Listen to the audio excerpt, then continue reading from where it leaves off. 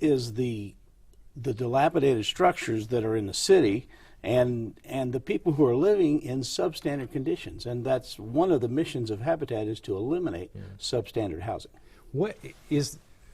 How much of a problem is that, say, in Danville? You have some sense of how much of the housing in Danville is substandard? It's substantial.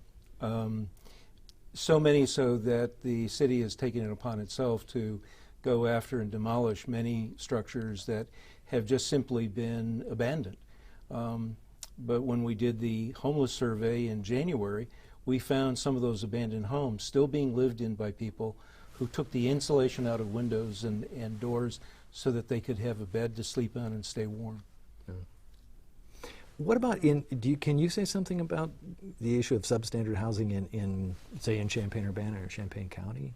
I think there is definitely some in Champaign County, a little bit in Champaign-Urbana.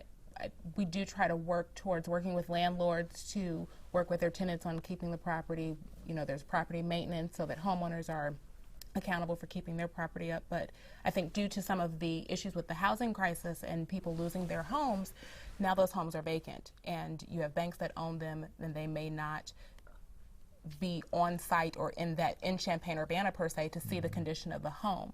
So due to some of the vacancy, you just have this spiral down effect a little bit of the property not being maintained. Do you have a feeling, Brenda, for Rantoul? I honestly don't have a feeling. I know that around the base that a lot of the homes have deteriorated over since it closed in 1994. Well, you know, I mentioned that we have a produced segment here that will show you some of what Tom has been involved in over there in Danville. And so